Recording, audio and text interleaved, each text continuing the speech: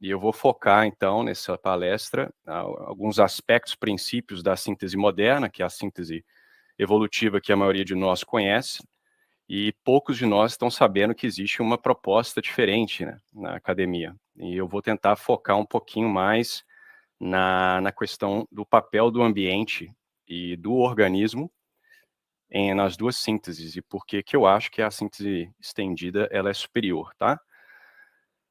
Então, o interesse por trás desse assunto é exatamente que existe uma grande divisão entre os biólogos atualmente.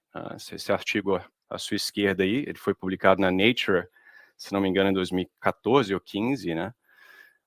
Em que foi dada a oportunidade dos pesquisadores que trabalham com as sínteses estendidas para argumentar que há uma necessidade de uma troca de paradigma na teoria evolutiva.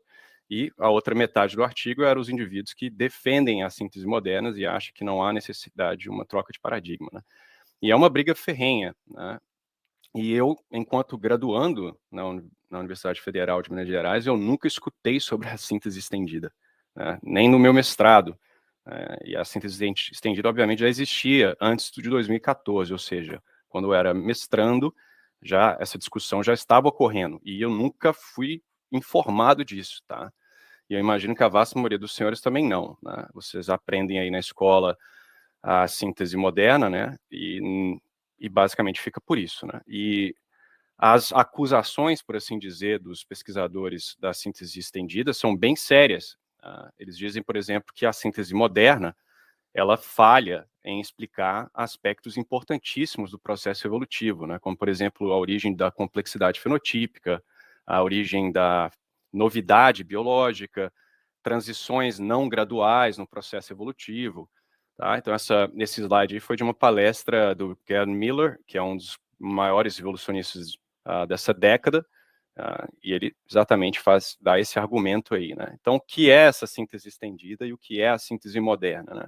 Ainda que eu acredito que todos os senhores conheçam a síntese moderna, eu vou brevemente conversar um pouquinho sobre ela, e o objetivo dessa palestra vai ser, então, apresentá-la, né, a síntese moderna, e qual é o papel do organismo e do ambiente nesse sistema, apontar as deficiências dessa visão, ao meu ver, e apresentar a síntese estendida, a sua vantagem, e sugerir futuros tópicos de pesquisa para quem sabe, caso tenha alguns graduandos aí presentes nessa palestra, né? Então, a síntese moderna da evolução, ela já tem várias e várias décadas. Os pioneiros dessa síntese, geralmente, são atribuída a Ronald Fisher, Haldane e Wright, que também são os pais da genética de população. Tem um livro muito interessante que argumenta que a síntese moderna ela não surgiu organicamente, ela foi uma coisa meio aos trancos e barrancos, mas infelizmente nós não temos tempo para discutir isso daí. Mas a ideia geral da síntese moderna era basicamente combinar as ideias de Darwin com as ideias de Mendel, né? Então, e descrever a evolução de uma forma extremamente matematizada, né? E foi aí que surgiu a genética de populações, né? E a definição de evolução de acordo com essa síntese, seria essa variação na frequência alélica dentro de uma população ao longo do tempo. Então, é uma visão evolucionista genocêntrica, né? O foco, a unidade de seleção é o alelo, são os genes, né? E populacional, o que importa é as mudanças ao longo, dentro de uma população. Então, o indivíduo e até o ambiente, eles acabam sendo abstraídos desses modelos matemáticos, né? Porque o que interessa são essas frequências gênicas se alterando, né? É uma visão, é uma síntese gradualista, né? Partindo das ideias de Darwin, que as mudanças elas têm que ser muito pequenas, incrementais, e tem as ditas forças, que é um termo que eu particularmente detesto, do ponto de vista filosófico, mas seriam as 4 forças principais da evolução: as mutações, seleção natural, deriva genética e fluxo gênico, que todos os graduandos aprendem aí lá nos primeiros períodos já, né? Então, as ideias, eu vou brevemente discuti-las aqui, esses modelos, nós não precisamos ficar muito aí na matemática, mas as ideias são muito simples, são modelos extremamente simples e cheios de abstrações e simplificações. Então, por exemplo, o modelo de Fisher and Wright é basicamente uma você imaginar uma população, no caso aí, esse primeiro círculo aí, você tem, por exemplo, duas variantes de um gene vermelho e um gene azul, eles conferem, nesse exemplo, por exemplo, eles são igualmente bons, têm o mesmo fitness, e as ideias desses modelos são basicamente você imaginar que eles como se fosse uma sacola, né, e você ficar tirando aleatoriamente indivíduos dessa sacola para substituir a população. Então, se você pegar aleatoriamente um indivíduo dessa sacola e colocar na população seguinte, você pode, sem querer, pegar um azul ou pegar um vermelho, e assim vai. Então, quando você tiver o mesmo número, né, e colocando de volta, tá? Até você substituir a população anterior pela nova população. Então, se não há seleção, vai ser puramente o acaso, né? Probabilisticamente, você tem 50% de chance, se for igual, de pegar um vermelho ou um azul. Então, vai ser uma questão de pura deriva genética, como a gente chama na biologia evolutiva, né? Então, você pode, por acaso, na segunda geração, pegar mais bolas azuis do que vermelha, e se você continuar fazendo isso ao longo de geração, até geração, eventualmente você pode simplesmente acabar com uma população que só tem bolas azuis, e aí nós chamaríamos isso de fixação. Agora a população ela só tem a variação azul, né? E aí você pode acrescentar nesses modelos, por exemplo, seleção. Você pode dizer que a bolota, né, que representa algum fenótipo, alguma característica, ela, por exemplo, a azul, ela é mais selecionável, ela dá um maior fitness, então você aumenta a probabilidade de tirar da sacola a bola azul, né?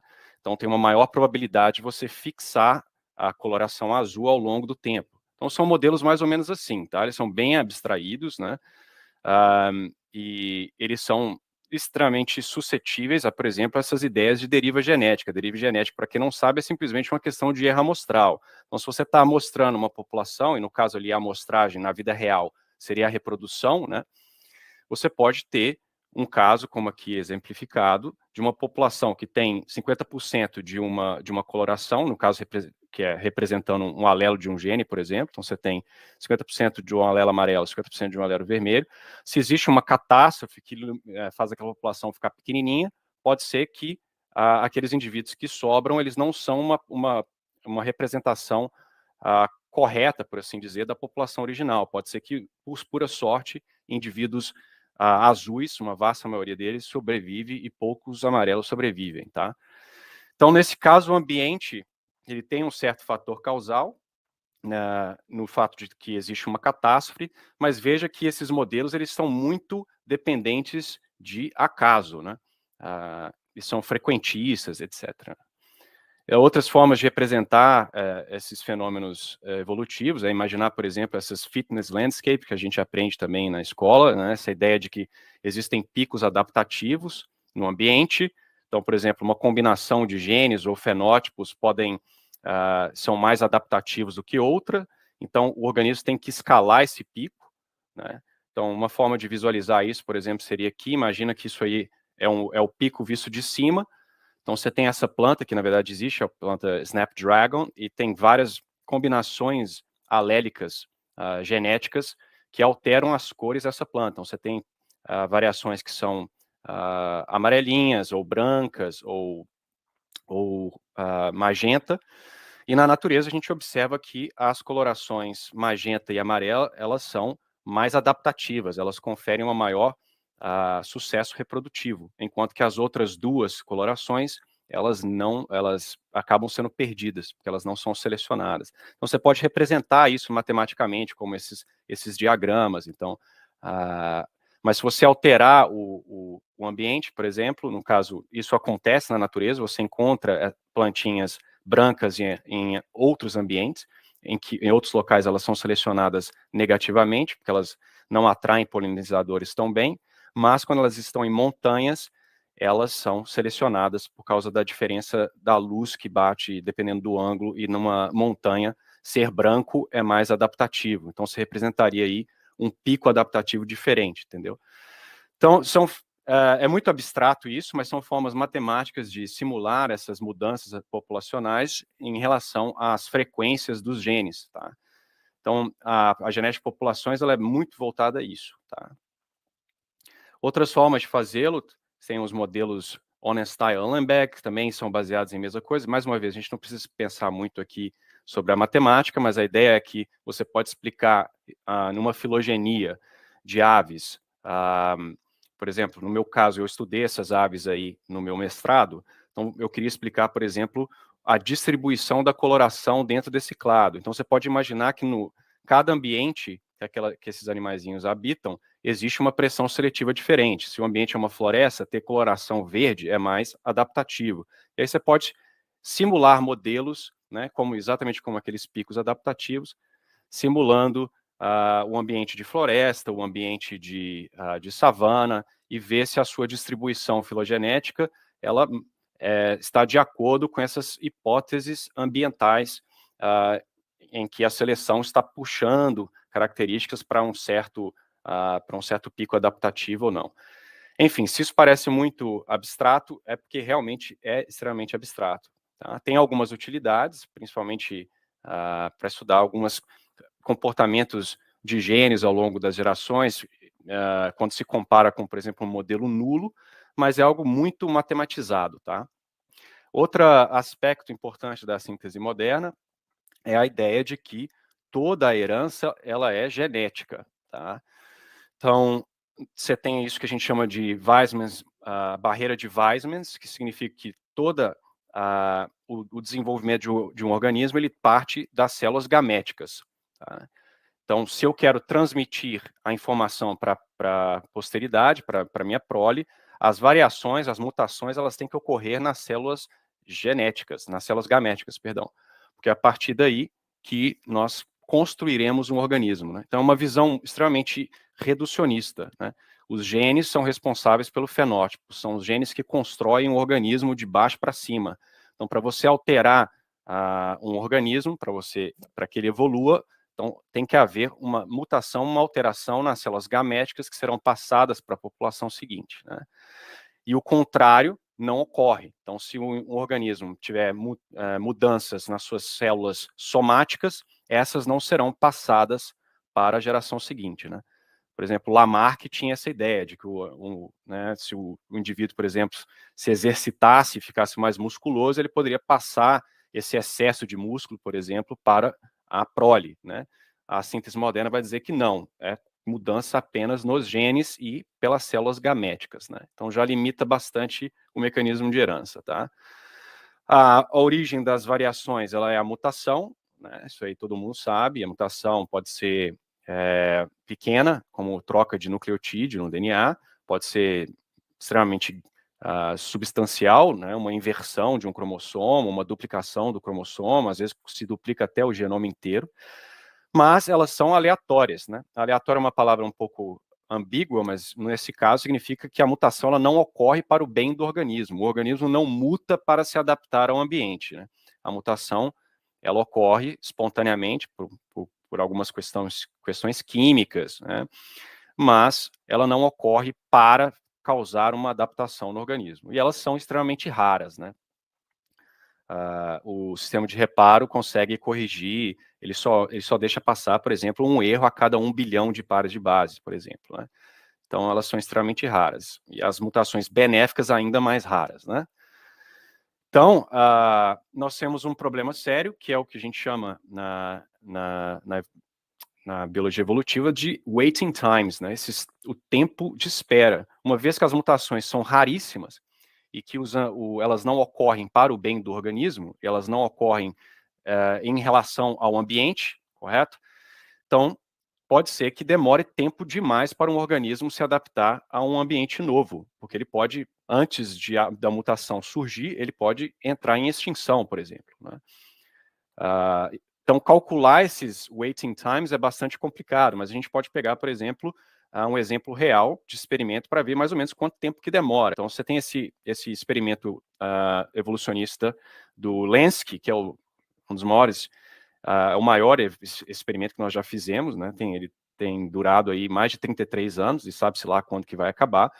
Eles não nos interessam muito os detalhes, mas eles têm alguns frascos com populações de Escherichia coli, e eles vão toda geração eles vão substituindo, passando essas bactérias para novos frascos e deixando elas evoluírem normalmente, tá? Tem pouquíssima pressão seletiva, eles não ficam mexendo demais com a população, exatamente para que simule algo mais natural, mais real. E as mutações mais impressionantes que ocorreram nesse experimento de 33 anos até o presente momento, né, foi a capacidade de uma população em um dos frascos utilizar citrato como fonte de carbono em condições aeróbicas, tá? A E. coli é conhecida exatamente pelo fato de que elas não metabolizam citrato nesse tipo de condição, elas só conseguem fazê-lo em condições anaeróbicas, mas nessa população elas quebraram lá, as mutações quebraram o sistema de regulação dos genes responsáveis pela quebra de citrato e agora eles ficam ligados o tempo inteiro e a bactéria consegue quebrar esse citrato até quando tem oxigênio presente, tá? Então, se levou mais de 31 mil gerações para uma mutação relativamente simples acontecer, tá? Porque isso aí não é uma mutação que está criando algo novo, ela quebra um sistema regulatório que já existia. Então, a gente vê que tem um problema para a síntese moderna, que é essa dificuldade, esse tempo de espera, essa dependência do acaso para se gerar novidades evolutivas, né?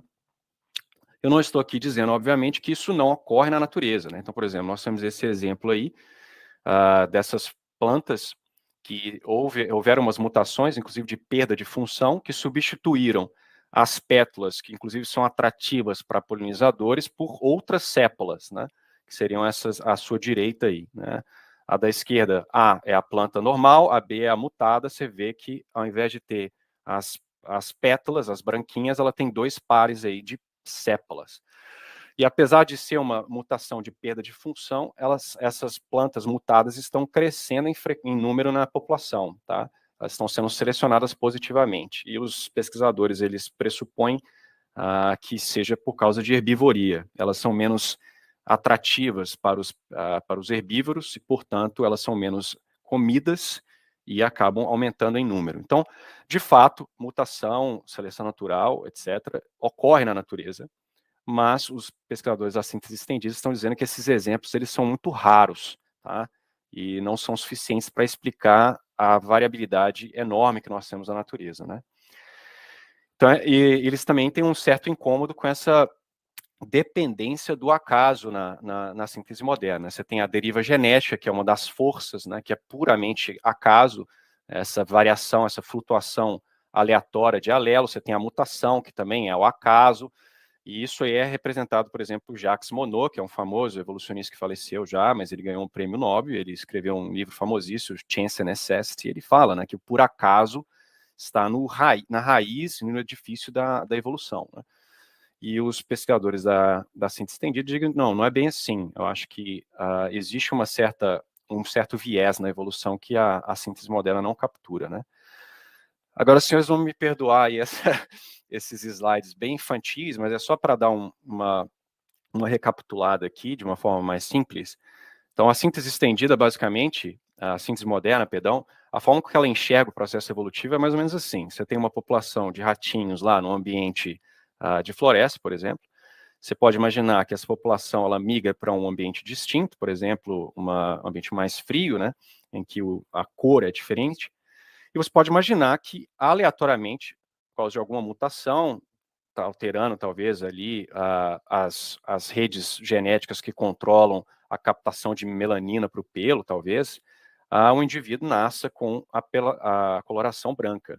Agora, veja que na síntese moderna, essa mutação ela não ocorre porque os indivíduos estão num ambiente em que branco pode ser favorecido. É algo puramente ao acaso. Essa mutação poderia nunca ter ocorrido, a população poderia ter extinguido antes da mutação vir, tá? Então, e ela também poderia ter ocorrido no outro ambiente, né?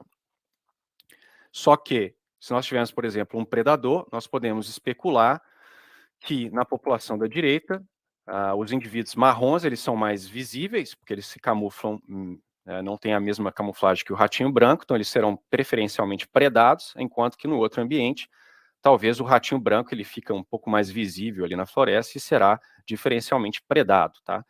E se isso percorrer, você vai ver, né, um incremento de indivíduos brancos na população da direita, se eles sobrevivem mais e passam essa variação para frente. Mas, mais uma vez, vejam que o ambiente, ele não seleciona da forma que nós pensamos, ele é mais como um plano de fundo, em que as mutações são comparadas, tá? Se você acha que o ambiente está selecionando aqui, porque eu escolhi, por exemplo, uma águia que está efetivamente predando um organismo ou outro, você pode pensar, por exemplo, uma mutação que aumenta, por exemplo, o tecido adiposo de um camundongo, né?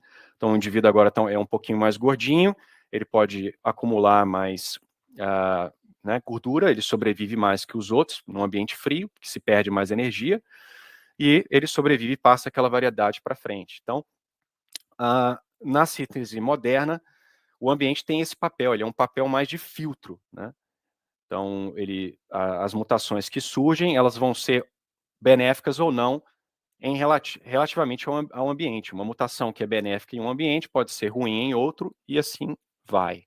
E o organismo, né, o ratinho aqui no caso, o indivíduo, ele também é, de certa forma, passivo, né? Ele tem que aguardar uma mutação ocorrer para se adaptar, né? Não há nada que o rato faça, ele não é um agente causal. A mutação, ela pode vir ou não, e ela é aleatória, tá? Então, como a gente acabou de falar, na síntese moderna, tanto o ambiente como o organismo são, de certa forma, passivo, o ambiente como um filtro, né? Mas ele não causa, ele não é responsável pela mutação, ele não faz a mutação ser mais benéfica ou maléfica, ele está ali de filtro, e o organismo também é passivo, né? As mutações, elas sempre vão preceder a alteração fenotípica, você tem que ter primeiro uma alteração genética para gerar uma nova característica. Elas são aleatórias em relação ao fitness do organismo, ela não ocorre para melhorar o organismo. Elas vão afetar um ou poucos indivíduos, né, porque ela é rara, pode ser que ocorra numa ninhada inteira, porque a mãe houve uma mutação na célula gamética dela, toda a ninhada herda, mas pode ser também um único indivíduo. Mas, de qualquer forma, numa população muito grande, serão pouquíssimos indivíduos. E, portanto, elas podem se perder facilmente por deriva. Porque pensa, aquele ratinho aqui, se ele, ainda que ele tenha um fitness maior do que os seus coleguinhas marrons, ele poderia simplesmente morrer de doença, tá? Então você tem uma mutação raríssima, por exemplo, que ocorre uma a cada 40 mil gerações, mas o indivíduo que teve a sorte de ter aquela mutação, por exemplo, morre no útero da mãe por causa de alguma doença que a mãe teve. Então é muito fácil você perder aquela mutação antes que ela se fixe na população, tá?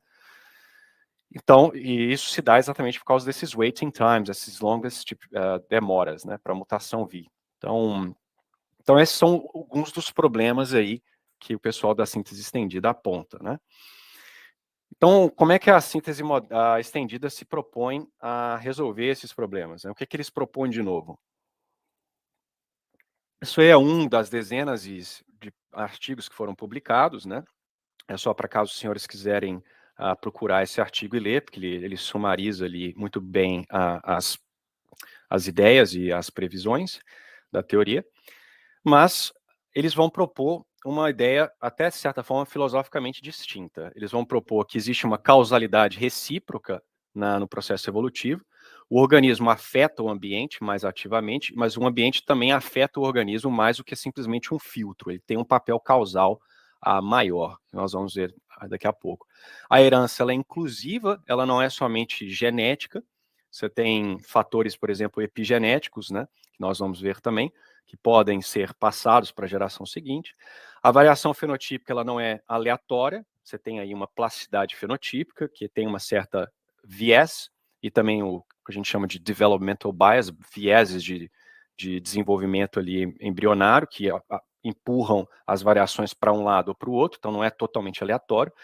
Ela vai além desse gradualismo, né, essas mudanças diminutas, mutacionais, não, ela diz que a evolução ela pode ser um pouco mais abrupta e rápida, e o organismo passa a ser o centro do processo evolutivo, ao invés de ser simplesmente perdido ali no meio de uma população ou de genes, né. Então, quais são, por exemplo, como que essas propostas se manifestam na natureza? Então, uma delas, por exemplo, é a construção de nicho. Então, você tem aqui um exemplo do castor, bem famoso. O castor, ele consegue, com a criação, né, do seu comportamento, a criação de represa, ele altera todo o ecossistema do ambiente que ele vive, e ao alterar o ecossistema, ele está alterando as pressões seletivas em outras espécies, né? Porque se a partir do ninho lá, da represa do castor, você tem um maior número de plantas que conseguem habitar o local, e com isso mais insetos chegam, toda a biodiversidade daquele local é afetada, as pressões são afetadas, e a evolução vai proceder de uma maneira distinta que teria ocorrido se o castor não tivesse lá. E isso vai afetar o castor também, né? Porque a sua interação com os organismos vai ser diferente do que se não houvesse a represa, né? Você tem a plasticidade fenotípica, né, que causa mudanças extremamente drásticas, e que na síntese moderna ela é considerada uma limitação do processo evolutivo, que pensa um organismo que consegue plasticamente se acomodar à variação ambiental, ele não vai evoluir do ponto de vista da síntese moderna, porque ele não vai ser suscetível a mudanças genéticas, porque ele já, pela sua própria capacidade fenotípica, ele vai se adaptar sozinho, sem que nada genético se altere, tá? Na síntese estendida, por outro lado, eles acham que não, que o pessoal da síntese moderna está pensando um pouco pequeno, que isso pode servir sim para diversificação. E nós vamos ver um exemplo aqui agora, mas só para mostrar como é estupenda a questão da plasticidade, só alguns exemplos rápidos. Por exemplo, a letra A ali em cima é uma pulga d'água. Só a presença de predadores na água é capaz de gerar uma mudança fenotípica na pulga d'água. Ela fica maior, a carapaça fica mais grossa, exatamente para protegê-la dos predadores, né? Você tem a raposinha ali e a borboleta, elas manifestam diferentes fenótipos de acordo com a estação do ano. Então, por exemplo, essa borboleta se achava que eram duas espécies diferentes, mas é a mesma espécie, tá? O mesmo indivíduo ele pode ter as duas morfotipos, vai depender se a estação é seca ou chuvosa. Esse peixinho aí, ele é de harém, tá? Tem um macho e várias fêmeas. Se você tirar o macho e deixar bastante tempo sem o macho, uma das fêmeas consegue trocar de sexo e virar um macho, tá? Isso aí simplesmente com plasticidade. A mesma coisa ali com a salamandra, dependendo das condições do ambiente, ela não tem ela não tem o último aspecto da metamorfose, ela fica no estado larval por mais tempo e assim por diante. Então são mudanças assim extremamente drásticas, muito mais surpreendentes do que mudanças pequenininhas que mutações podem causar. Mas como que isso pode ser utilizado no processo evolutivo, tá? Esses dois artigos são interessantíssimos para quem quiser olhar, e é exatamente essa ideia de que a plasticidade, ela na verdade, ela vem antes das mudanças genéticas, que é totalmente contrário à ideia da síntese moderna. E é, de certa forma, até, para algumas pessoas, meio lamarquista. Então, por exemplo, existe um sapinho que os girinos dessa espécie, e da vasta maioria das espécies desse gênero e gêneros aparentados, eles são onívoros, tá? Então, os bichinhos comem detritos, etc., e é o girino aí da sua esquerda. Tá? Só que se você der uma dieta hipercarnívora para esses girinos, por exemplo, de camarão, principalmente se os camarões forem grandes, isso ativa uma alteração fenotípica no girino. E ele passa a ter um tamanho maior, a mandíbula fica mais forte e altera-se até o comprimento do intestino, tá? Isso o próprio organismo ali na mesma geração, tá? E ele começa a predar, inclusive, os indivíduos onívoros, tá? Então você vê que tem uma mudança drástica que é estimulada simplesmente por uma alteração de dieta. Tá? Não há mutação, não há alteração nenhuma nesse aspecto, é simplesmente uma alteração fisiológica causada aí por dieta. Então, o que esses pesquisadores estão dizendo é que a evolução poderia proceder da seguinte forma: se você tivesse essa população de girinos, né, e ela separasse, por exemplo, em dois locais diferentes, e a dieta disponível daqueles dois locais fossem distintos, tivessem mais camarões em uma, por exemplo, e mais detrito em outras, esses dois fenótipos eles seriam estimulados ali. E pode ser que, com o passar do tempo, aí sim poderiam ocorrer mutações, alterações genéticas que fariam o indivíduo perder a plasticidade, tá? Por qualquer razão que seja. E ao perder a plasticidade, eles poderiam ficar, por assim dizer, travados em um dos fenótipos. Então, imagina que isso ocorreu, as duas populações perdem a plasticidade, agora você tem gininos que estão perpetuamente, por assim dizer, travados no morfotipo carnívoro e o outro no morfotipo onívoro. Então, você poderia ter aí, quem sabe, com um pouco mais de alterações, duas espécies distintas, uma carnívora e uma onívora, tá?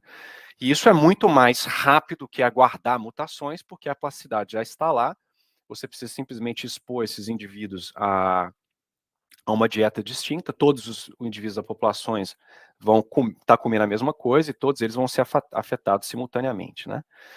E tem várias propostas que, por exemplo, ao perder um dos fenótipos, né, ainda que você coloque esses indivíduos que agora estão travados no fenótipo carnívoro, mesmo que você os volte para um ambiente com apenas detrito, eles não vão conseguir manifestar a plasticidade e voltar ao fenótipo de detrito. Tá? Então é assim que eles vão dizer que a plasticidade gera a evolução e que o fenótipo ele vem antes da mudança genética. A mudança genética ela serve para assimilar o fenótipo. Eles vão dizer que tem muitas possibilidades nisso também, né? Que toda aquela a rede genética e de desenvolvimento, os genes que estavam envolvidos em produzir o fenótipo que foi perdido, agora eles ficam livres para serem cooptados, por exemplo, para fazer outra coisa. Então você não precisa criar algo do novo. Você já tem ali uma rede de genes que está desativada e você pode agora mutar essas redes e utilizá-la para outras coisas. Então isso é uma das hipóteses aí. Obviamente, isso aí são mais teóricos, com algumas evidências empíricas, mas são as ideias que eles estão propondo, né? E nós temos mais evidências empíricas de que isso acontece, tá? Nós, por exemplo, sabemos que dieta pode alterar, inclusive, o crânio de algumas espécies, né? A morfologia do crânio. Se você comparar a morfologia do crânio de raposas que vivem em cidade, aqui em Londres tem muito, por exemplo, comparado com as raposas selvagens, elas têm uma morfometria do crânio distinta, isso simplesmente por uma alteração de dieta. Mesma coisa com javalis que são criados como porcos, eles alteram toda a morfologia do crânio. Então você vê que não há necessidade de uma mutação via os fatores ambientais estão gerando essas alterações, né? Mas isso é meio alérgico para o ouvido de muitos da síntese moderna, porque soa muito lamarquista, né? Agora, se acha que isso não é responsável pela evolução, olhe, por exemplo, esses exemplos de radiação adaptativa. Você tem os ciclídeos nos lagos africanos, são os exemplos clássicos que todo mundo tem nos livros. Nós sabemos que as populações de ciclídeos, elas colonizaram lagos distintos, mas evoluíram morfologias extremamente similares. Então, os ciclídeos aí à sua esquerda, eles são mais nessa linha, eles são mais aparentados entre si do que eles são com os ciclídeos da direita. Só que os dois aí de cima são muito mais parecidos entre si, apesar de não serem mais geneticamente similares. E na síntese moderna, você teria que dizer que mutações em dois lagos distintos, ao acaso, ao longo de um tempo relativamente curto, levaram a morfologias idênticas em curtíssimo intervalo de tempo e vários, né, morfotipos idênticos, né? Isso, isso probabilisticamente é muito absurdo, tá? Agora, se há uma plasticidade original que é ativada por fatores ambientais, como dieta, estresse, a temperatura, então faz sentido que aquela população original de ciclídeo ela poderia convergir em morfotipos similares porque as pressões ambientais são similares nos dois lagos. E o exemplo aqui dos anólis é a mesma coisa. Esses anólis do lado esquerdo e do direito, eles ocorrem em ilhas distintas, mas eles evoluíram morfotipos extremamente parecidos de acordo com o ambiente que eles ocorrem. Então, aqueles que vivem em gravetos, passam mais parte do tempo nos galhos, eles são mais compridinhos, com uma coloração tal, e os indivíduos da esquerda são mais aparentados entre si do que eles são com os indivíduos da direita, tá? Então, isso aí é um exemplo que nós estamos chegando à conclusão que é causado por plasticidade fenotípica e não por mutação, tá? E aí eles ficam travadinhos nesses fenótipos por causa da assimilação genética que eu acabei de descrever, tá? Nós temos também, na síntese estendida, a ideia de que nem toda mudança ela é genética. Nós temos, por exemplo, a epigenética, que pouco é ensinada. Eu não aprendi nada de epigenética na minha graduação, mas essa ideia de que, por exemplo, o DNA pode ser metilado, você pode ter alterações nas histonas. Para quem não sabe, histonas são aquelas proteínas que empacotam o DNA, tá? Então, dependendo de como a histona está metilada ou alterada, ela vai expor uma parte específica do DNA ou não, então você pode alterar quais genes que estão sendo expressos de acordo com como a histona está sendo metilada, porque ela vai expor o DNA para a polimerase, mesma coisa com a metilação, ela vai informar qual gene que deve ser lido em tal momento ou não, tá? São como se fossem bandeirinhas avisando o sistema de replicação o que deve ser replicado, o que não deve. Você tem os RNAs não codificantes, que também são pedaços de RNA que interferem em como os genes são expressos, tá? Eles não são, e eles não são, né, de certa forma, genéticos, do ponto de vista que eles não estão codificando para a proteína, eles são simplesmente fragmentos que vão afetar como as proteínas são expressas, tá? Então, a ideia aqui é que você pode ter essas heranças epigenéticas sem necessariamente ter uma mudança genética. Então, por exemplo, hoje a gente sabe que se você, por exemplo, expor uma população de peixes a uma certa temperatura, por exemplo, uma temperatura maior, você observa que os filhotes, eles nascem com uma maior tolerância a uma maior temperatura, sem que tenha havido nenhum tipo de mutação, tá? E você pode fazer experimentos para testar isso, né? Você coloca o pai num tanque com uma temperatura mais elevada e um grupo controle em que os pais não estão na temperatura normal, e você vê se há uma tolerância maior dos filhotes, não dos pais, que foram criados, que são filhos de pais criados em maiores temperaturas, tá? E isso se dá exatamente por esses fatores epigenéticos que nós acreditamos serem transmitidos dos pais para os filhos e que alteram a expressão genética no filho, sem que haja uma mudança genética, tá? Isso ocorre não só em peixes, mas nós já estamos observando isso em plantas, em outros grupos também, tá? Então, por exemplo, esse exemplo é famosíssimo, né, do gene agouti. Dependendo do padrão de metilação do gene agouti, você vai ter fenótipo diferente. Esses ratinhos aí da esquerda, eles são inbred, então eles são praticamente geneticamente idênticos. Eles não são clones, mas eles são quase geneticamente idênticos. E você vê que tanto o tamanho como a coloração são diferentes. E isso aí não é causado por mutação, tá? Isso aí é puramente epigenética, como que esse gene vai ser metilado. À sua direita, no maior, mais uma vez, esses dois indivíduos, eles são geneticamente praticamente idênticos, e eles são tão diferentes assim simplesmente por causa da dieta da mãe, tá? Se você alimentar a mãe com uma dieta contendo mais, por exemplo, vitaminas que auxiliam a produção de metilação, o gene agouti vai ser metilado de uma forma distinta e o filhote vai nascer com menos ruivinho, menos lourinho, tá? Então esses dois bichinhos aí são geneticamente idênticos e são totalmente diferentes, ok? Então, a síntese estendida nos chama atenção para esse tipo de alteração aí, tá? Nós sabemos que também o pai é capaz de alterar os filhotes por metilação, né? Porque a gente pensa, por exemplo, no mamífero, a mãe, ela tem mais acesso ao embrião, né? Você tem ali a placenta, ela está transferindo nutrientes, ela pode transferir aí os fatores epigenéticos de uma forma ou de outra, mas o pai, até com o próprio esperma, ele pode controlar o padrão de metilação no embrião, tá? As evidências são um pouco menores para efeitos paternos, mas elas estão aumentando. Então, o pai pode sim afetar a expressão gênica no embrião e afetar ultimamente o fenótipo da prole, tá? Outra coisa interessantíssima que nós estamos descobrindo é que a mutação, ao contrário da síntese moderna, ela não é inteiramente aleatória, tá? Por exemplo, esse artigo foi publicado esse ano, ele causou até um furdunço aí, porque descobriu-se que a taxa de mutação, ela não é única, ela não é constante ao longo do genoma. A Arabidopsis é uma plantinha, tá? É utilizada como, ela é um modelo muito famoso aí em plantas, como os camundongos são para mamíferos, e eles, né, fizeram um estudo lá genético e perceberam que, por exemplo, em regiões onde existem genes essenciais para o organismo, genes, por exemplo, genes responsáveis por importantes partes do desenvolvimento, a taxa mutacional ela é muito mais baixa do que em outras regiões, né?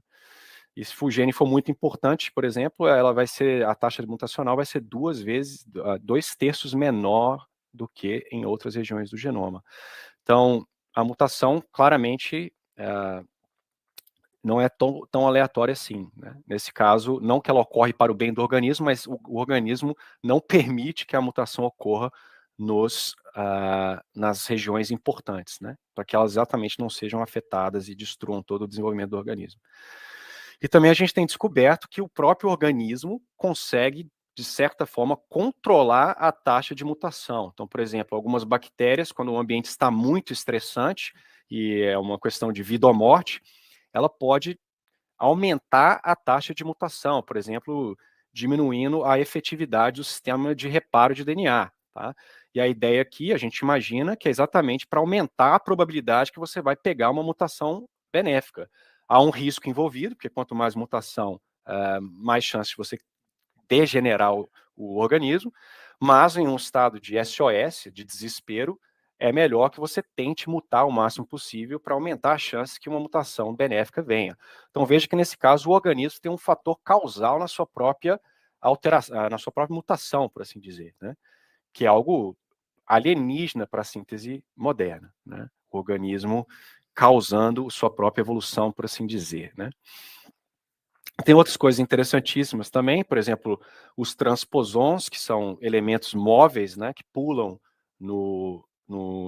dentro do genoma. Antes, na síntese moderna, se achava que eram simplesmente elementos parasitários do genoma, que talvez resquícios de vírus que ficaram incorporados no DNA, então eles estavam ali simplesmente causando dano, né, eles replicam de forma egoísta, por assim dizer, não há nenhum benefício para o organismo, mas nós estamos começando a perceber que isso não é o caso. Então, por exemplo, aquele exemplo clássico de livro das mariposas aqui da Inglaterra, que, né, da melanização por causa da Revolução Industrial, que a gente aprendeu que era causado por mutação e seleção natural, na verdade, quando se foi investigar, essa melanização ela é causada por um elemento móvel, tá? Ele se inseriu em um gene que se chama gene córtex, se não me engano, e alterou a expressão desse gene. Então ele passou a expressar mais e a mariposa ficou mais com mais melanina, tá?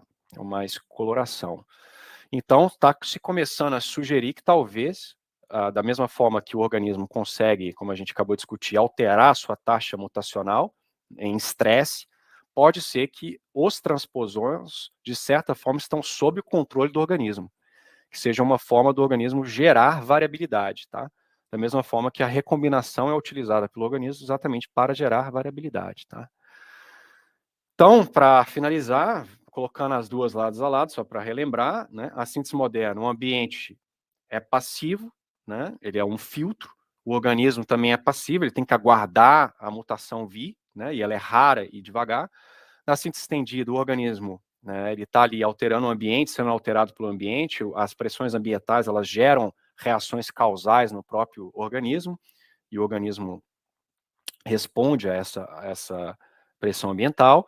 As mutações têm que preceder alterações fenotípicas na síntese moderna, na síntese estendida não, você pode ter uma plasticidade fenotípica já pré-existente e a alteração genética ela vai vir depois, então o fenótipo vem antes.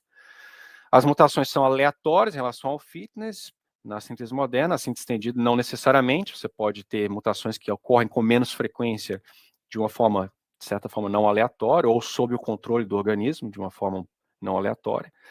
Os indivíduos, as mutações, porque elas afetam poucos indivíduos, elas podem ser perdidas, elas são raras, elas demoram muito tempo para ocorrer, enquanto que na síntese estendida, não, a população está sendo afetada pelo ambiente simultaneamente. Então, se a plasticidade ela está presente em todos os indivíduos da população, eles todos vão reagir simultaneamente àquela pressão. Óbvio que com alguma variabilidade entre eles, né? Para que haja seleção tem que haver variabilidade. Mas não é devagar, né? É algo rápido e que muito provavelmente explica essas radiações adaptativas rápidas que nós observamos, como as dos ciclídeos, por exemplo, né? Então, para finalizar, para as pessoas aí que estão começando a carreira, existe muita coisa para ainda se explicar, não é que a síntese estendida é perfeita, ela tem problemas, né? Então, por exemplo, como que a gente matematiza essas ideias que eu discuti aqui, né? Como é que a gente faz modelos que incorporem essas causalidades que eu descrevi, né? Porque senão a gente não consegue matematizar, fica uma coisa muito história, teórica, né? Da onde surgiu a plasticidade fenotípica, né? Porque tudo bem, agora a gente tem plasticidade, esse tipo de alteração evolutiva ocorre, mas de onde veio a plasticidade, para começo de conversa? Como que o organismo consegue responder a fatores específicos do organismo, né? Como é que isso? Porque tem estresse de temperatura, tem estresse de dieta, então como é que ele sabe que ele tem que expressar o fenótipo tal de acordo com o ambiente tal, né? Qual é a cascada causal que está gerando isso daí? É algo extremamente interessante, nós sabemos pouquíssimo. As alterações epigenéticas, elas podem ocorrer indefinidamente ou elas duram poucas gerações? É uma das críticas que nós temos. A epigenética só passa até 2, 3, 4 gerações e não mais do que isso. Se o indivíduo tira a pressão ambiental, ele volta a expressar o fenótipo original. Mas isso aí pode continuar igual os genes, indefinitivamente? Qual é o papel dos transposons? Como eu falei, são realmente elementos egoístas, eles são utilizados pelo organismo. Então, assim, tem muita coisa interessante para se estudar e pouco se fala nisso, né? E a gente fica naquela mesma historinha, enquanto que em algumas universidades o pessoal, e eu falo que o pessoal da ciência estendida está publicando muito mais, tá? Porque é muito mais interessante, pelo menos ao meu ver. Então é isso que eu queria dizer para os senhores, foi bem geralzão,